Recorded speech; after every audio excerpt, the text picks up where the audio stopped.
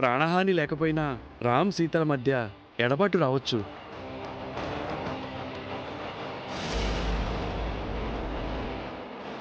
ఇద్దరి మధ్య గొడవలొచ్చి విడిపోవచ్చు. నేను ఈ విషయమే ఆ రోజు కూడా చెప్పి జాగ్రత్తగా ఉండమని చెప్పాను. దీనికి పరిష్కారం ఏంటి పంతులు గారు? మన వంతు మానవ ప్రయత్నమైతే చేద్దామమ్మా. ఆ పైన ఆ భగవంతుడి దయ. వచ్చే శుక్రవారం పౌర్ణమి, అంటే ఇంకా వారం రోజులుంది. ఆ రోజు వరకు క్రమం తప్పకుండా రోజు సీత చేత మీ ఇంట్లో దేవుడు ముందు దీపం వెలిగించమని చెప్పండి.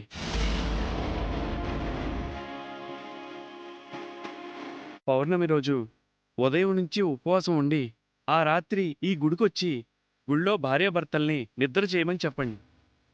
అలా చేస్తే కాస్తైనా కీడు తొలగిపోయే అవకాశం ఉందమ్మా. వచ్చే శుక్రవారమే పౌర్ణమి. ఆ రోజు వరకు ఇంట్లో పూజ జరుగుతూ ఉండాలి. ఆదమరిస్తే ఆపద ముంచుకొస్తుంది, మర్చిపోకండమ్మా. ఏంటి విద్య, పంతులు గారేదో శుక్రవారం పూజ అంటున్నారు? ఆపద అని కూడా అన్నారు. ఎవరికి ఆపదత్తమ్మా? ఎవరికి ఏ ఆపద లేదు సీత. రోజూ ఇంట్లో పూజలు చేస్తే నీకు రామ్కి మంచిదని పంతులు గారు అంటున్నారు. ఆ రోజు అఖండ దీపాలు వెలిగించాం. అవి తెల్లారే వరకు వెలిగాయి. మళ్ళీ ఈ పూజలు పునస్కారాలు ఎందుకు? అనవసరమైన టెన్షన్స్. అవునత్తమ్మా, ఆ రోజు మామ భయపడ్డాడు. మళ్ళీ పూజలంటే మామ భయపడతాడు. ముంచుకొస్తున్న ఆపద గురించి మీతో చెప్పలేను. ఎలాగైనా నీతో ఆ పూజలు చేయిస్తాను సీత. ఏం ఆలోచిస్తున్నా విద్య? ఏం లేదండి, ఇక బయలుదేరదామా విద్య? పదండి.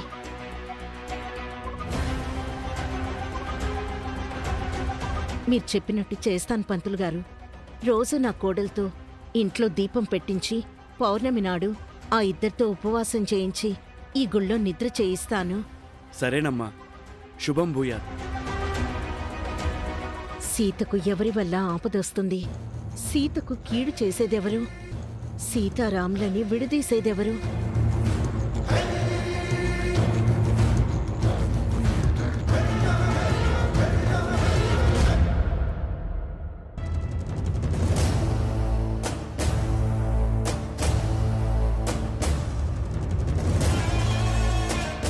మావయ్య అత్తమ్మను పెళ్లి చేసుకునేలా చేసింది నేనే.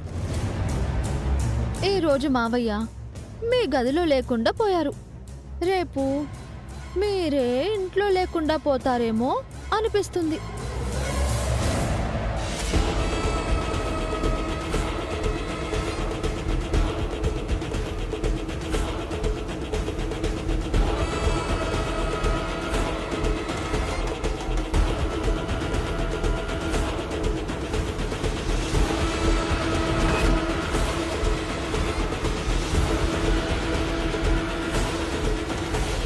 ఏంటి మహా, చిన్నపిల్లల ఆట ఆడుకుంటున్నావా?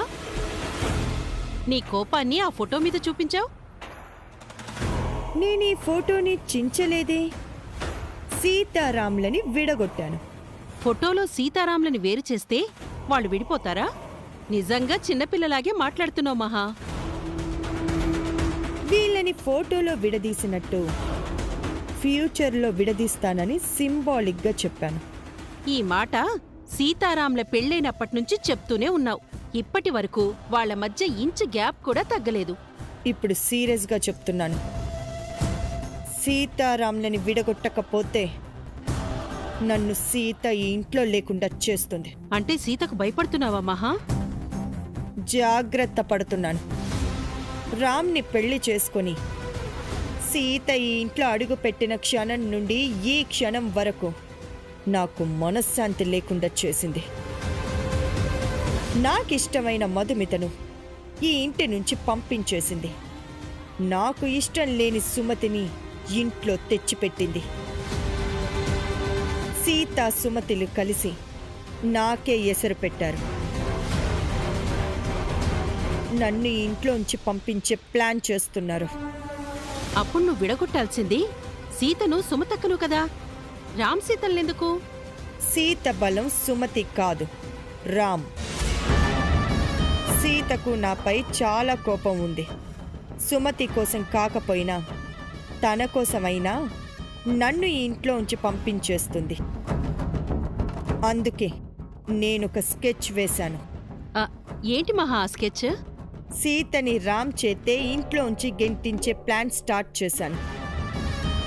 1 వీక్లో అది జరిగిపోతుంది. అంటే వచ్చే శుక్రవారం లోపా? అవును, ఆ రోజు పౌర్ణమి. కానీ సీత జీవితంలో అది అమావాస్య అవుతుంది. ఆ, ఈసారైనా జాగ్రత్తగా ప్లాన్ చేశావా మహా?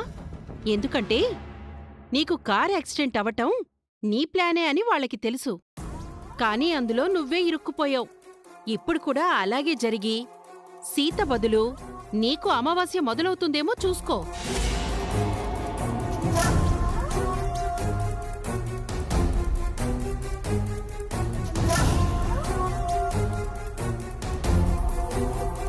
ఆ రోజు మంటల్లో తగలబడింది నా కారే కానీ నేను కాదు. అలాగే ఈసారి నేను వేసే ప్లాన్లో తగలబడేది సీత కానీ నేను కాదు.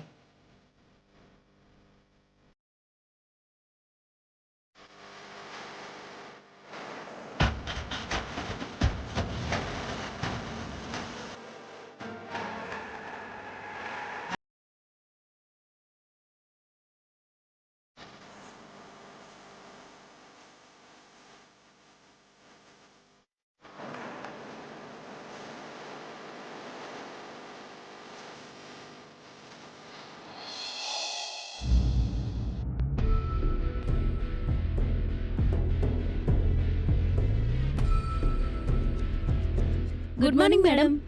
మార్నింగ్. ఏంటి ఆఫీస్ వదిలేసి ఇలా వచ్చారు? జనార్దన్ సార్ విద్యాదేవి గారిని పెళ్లి చేసుకున్నారు కదా మేడం. అయితే సార్కి విద్యాదేవి గారికి వెడ్డింగ్ విషెస్ చెప్దామని వచ్చాం.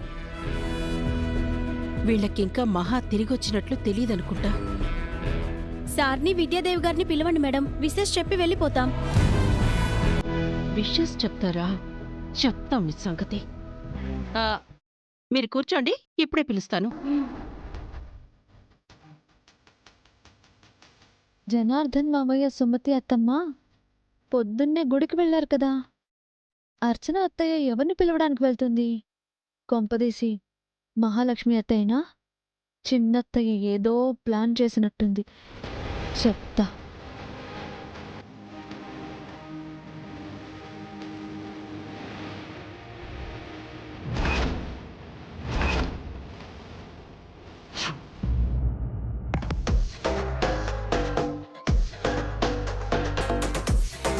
మహా మహా మహా మహా మహా ఏమైంది అర్చన? పొద్దున్నే ఏదో కొంపలంటుకున్నట్టు మంటలు ఆర్పటానికి వచ్చిన ఫైర్ ఇంజన్లో వచ్చావు. నువ్వు వెంటనే కిందకి రాకపోతే నిజంగానే కొంపలు అంటుకుంటాయి మహా. జనాబావ విద్యాదేవి టీచర్ని పెళ్లి చేసుకున్నాడని తెలిసి మన ఆఫీస్ స్టాఫ్ వెడ్డింగ్ విషెస్ చెప్పడానికి బొకేలతో సహా వచ్చారు. నేను తిరిగొచ్చానని వాళ్ళకి తెలీదా? తెలిసొచ్చారో తెలియకొచ్చారో తెలీదు. లక్కీగా ఇంట్లో జనాబావ విద్యాదేవి ఇద్దరూ లేరు, బయటికి వెళ్ళిపోయారు మహా. ఈ టైంలో నువ్వు కిందకొచ్చి రచ్చరచ్చ చేసావనుకో సీన్ సూపర్గా ఉంటుంది. అర్థమైంది. కిందకొచ్చి స్టాఫ్తో నేను చావలేదు, బ్రతికే ఉన్నాను, త్వరలో ఆఫీస్కొచ్చి అక్కడ అన్ని వ్యవహారాలు నేనే చూసుకుంటాను, ఇంటి అవసరం కోసం జన విద్యాదేవిని పెళ్లి చేసుకున్నాడు, ఆవిడ బాధ్యత ఇంటి వరకే, ఆఫీస్లో నేనే మీ బాస్ని అని చెప్పాలి. అంతే కదా? ఇంత స్మూత్గా చెప్తావా మహా? నువ్వేదో రఫ్ ఆడిస్తావనుకుంటే. నేను చెప్పింది రఫ్ వర్షనే. నా ఒరిజినల్ వర్షన్ కింద చూస్తాం. నువ్వేంటో వాళ్ళకి చూపించాలి మహా. ఒక్క 4-5 నెలలు నువ్వు లేకపోయేసరికి స్టాఫ్ అంతా నిన్ను మర్చిపోయి ఆ విద్యాదేవి టీచర్కి హారతులు పడుతున్నారు. హారతులు పట్టిన ఆ మొహాలికి నేను కనిపించి మతులు పోగొడతాను. మళ్ళీ ఆఫీస్లో విద్యాదేవి మాట ఎత్తకుండా చేస్తాను. జనాని మాయ చేసి పెళ్లి చేసుకుంది అని, తను జిత్తులు మారి టక్కులాడి అని చెప్తాను. ఇంకా 4-5 కల్పించి చెప్పు మహా, డోసు పెంచు. దెబ్బకి స్టాఫ్ అందరికీ విద్యాదేవి టీచర్ అంటే అసహ్యం పుట్టాలి. అదే చెయ్యబోతున్నాను. అమ్మో, అదే జరిగితే ఆఫీసులో అందరూ సుమతి అత్తమ్మను చీప్గా చూస్తారు. వెంటనే ఏదో ఒకటి చేయాలి.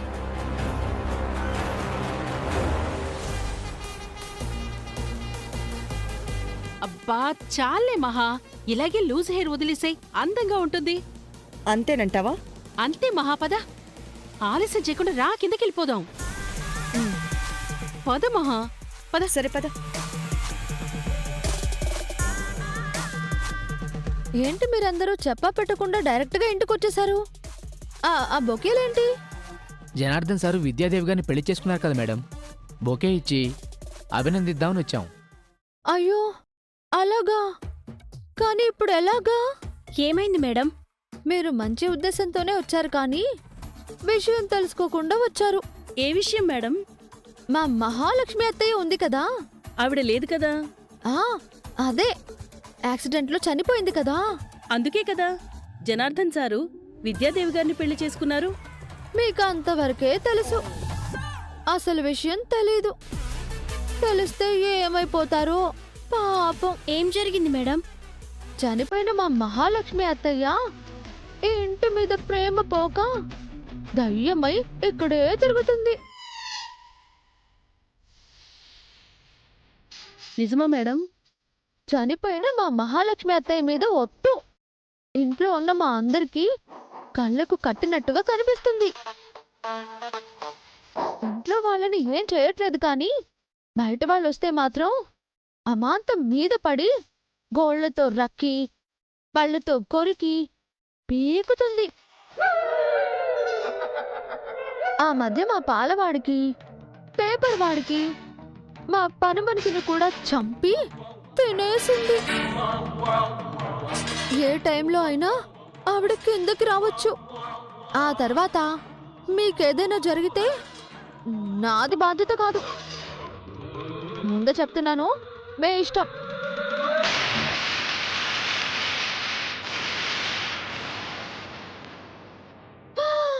అదిగో వస్తుంది.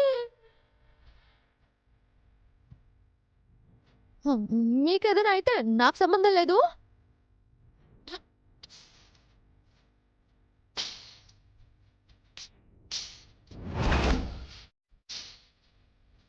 అమ్మో ధైర్యం.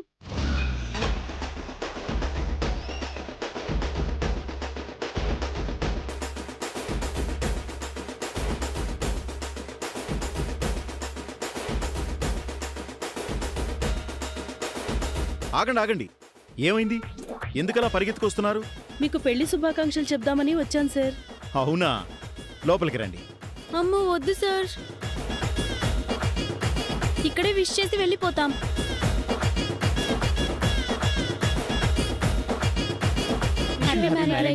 Thank you. ఇక మేము బయలుదేరుతాం సార్. ఎందుకంత కంగారు పడుతున్నారు? అవును, ఎందుకని మీరంతా భయపడుతున్నారు? అది సార్, మహాలక్ష్మి గారు.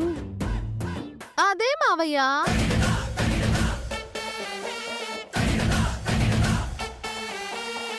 మహాలక్ష్మి అత్తయ్య వచ్చారు కదా, అత్తయ్యను చూసి తనను చూస్తే మీకు భయం ఎందుకు? తనను ఇదివరకు మీరు చూశారు కదా. ఇదివరకు చూడటం వేరు, ఇప్పుడు చూడటం వేరు కదా సార్. తేడా ఏముంది? అప్పుడు ఇప్పుడు తను అలాగే ఉంది కదా. అయినా మహాతో మీకు ప్రాబ్లం ఏంటమ్మా? మీరు ఇంట్లో వాళ్ళు కాబట్టి మీకే సమస్య లేదు సార్. కానీ మేం బయట వాళ్ళం కదా. బయట వాళ్ళేంటి? మా ఆఫీస్ వాళ్ళు కదమ్మా. కానీ బయట నుంచి వచ్చారు కదా అత్తమ్మా. మహాలక్ష్మి అత్తయ్యను చూస్తూ మనం తట్టుకుంటున్నాం కానీ వీళ్ళకి భయం ఉంటుంది కదా. నిజమే, మీరేం భయపడద్దు. మహా పోయి తిరిగొచ్చింది కదా. మొదట్లో మేం కూడా కొంచెం నమ్మలేకపోయాం. పోను పోను మాలా మీకు కూడా అలవాటైపోతుందిలే. అవును, మహాలక్ష్మి తిరిగి రావడం మేం డైజెస్ట్ చేసుకున్నాం. తొందరలో మీరు చేసుకుంటారు. మీ ధైర్యానికి హ్యాట్స్ ఆఫ్ మేడం. మీకున్న ధైర్యం మాకు లేదు సార్. ఏదైనా ఉంటే ఆఫీస్లోనే మాట్లాడతాం, మళ్ళీ ఇంటికి రాము.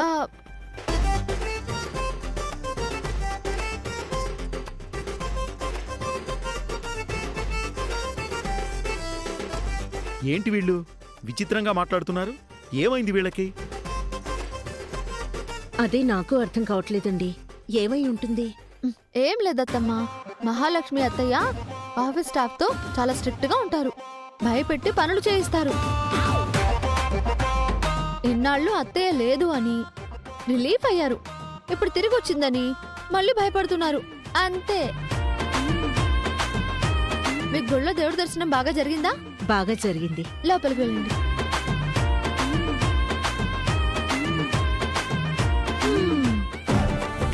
మహాలక్ష్మి అత్తో అత్త వస్తున్నాను.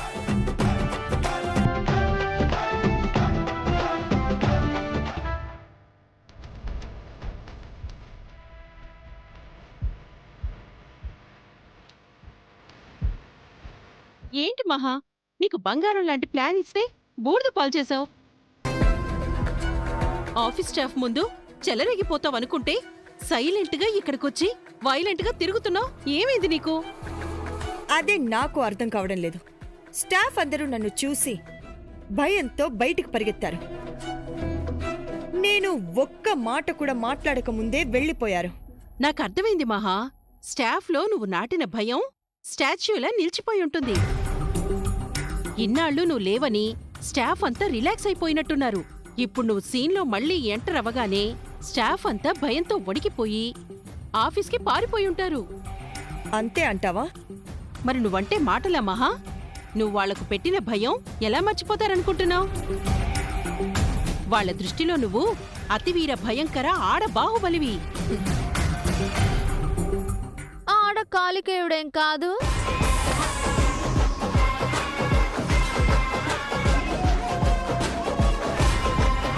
నువ్వేంటే ఇక్కడ? మీ గురించి చిన్నత్తయ్య బిల్డప్లు ఇస్తుంటే అంత సీన్ లేదని చెప్పడానికి వచ్చాను. మహాన్ చూసి స్టాఫ్ పారిపోవడం నిజం కాదా? స్టాఫ్ పారిపోవడం నిజమే చిన్నత్త. కానీ వాళ్ళు మహాలక్ష్మి అత్తయ్య తిరిగి వచ్చారన్న భయంతో కాదు, చనిపోయి దయ్యమయ్యి ఇంట్లో తిరుగుతుంది అన్న భయంతో. నేను దెయ్యమేంటే? బ్రతికే ఉన్నాను కదా. ఆ నిజం స్టాఫ్ కి తెలియదు కదత్తా. నువ్వు చెప్పలేదా? చెప్పాను, మీరు దయ్యమై తిరుగుతున్నారు అని చెప్పాను. దెబ్బకు అందరూ జంప్.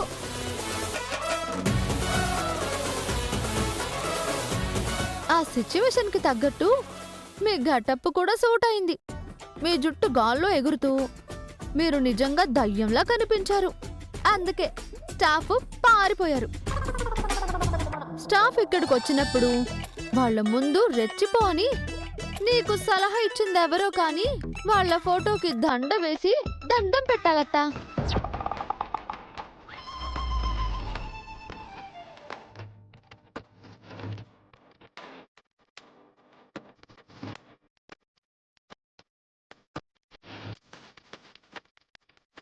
ఏమి? స్టాఫ్ ముందు నన్ను రెచ్చిపో అంటావా? లూజ్ హెయిర్ వదిలేసి అందంగా ఉంటాను అని చెప్తావా? నీ వల్లే వాళ్ళకి నేను దెయ్యంలా కనిపించాను. మహా, ఆగు! నీ సంగతి చెప్తే రాగు.